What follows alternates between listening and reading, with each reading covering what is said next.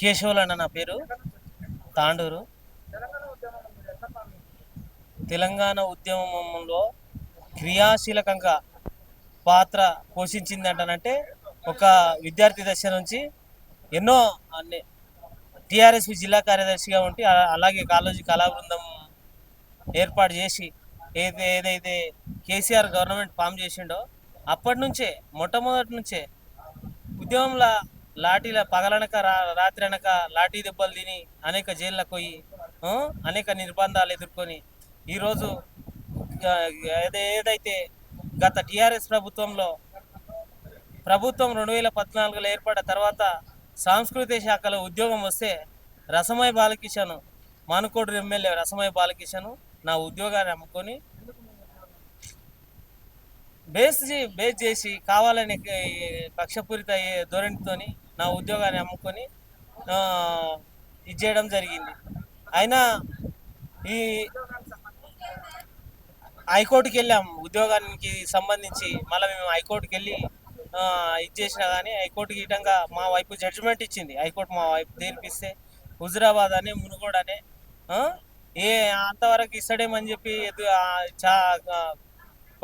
ఎండిపోయిన కడుపుతో పేగులతో ఎదురు చూస్తూ ఉంటే అంతవరకు గిటంగా స్పందించలేదు. కాబట్టి ఉద్యమకారుల తడాకేందో కేసీఆర్కు చూపించినాం.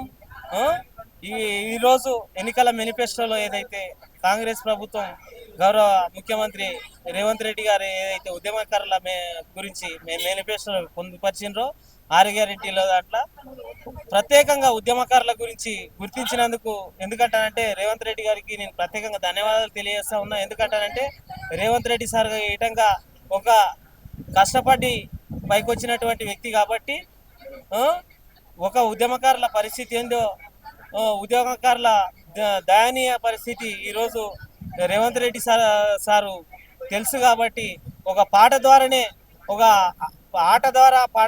తెలంగాణ ప్రత్యేక రాష్ట్రం వచ్చిందని చెప్పేసి తెలియజేస్తూ ఈరోజు ఏదైతే ఎన్నికల మేనిఫెస్టోలో ఇచ్చిన 6 గ్యారెంటీలో ఇచ్చినటువంటి ఏదైతే చెప్పిర్రో వెంబడే స్పందించి తమ వేసినటువంటి కమిటీని చాలా గర్వంగా భావిస్తూ కమిటీ ద్వారా మాకు న్యాయం జరిగే విధంగా చూడాలని చెప్పి.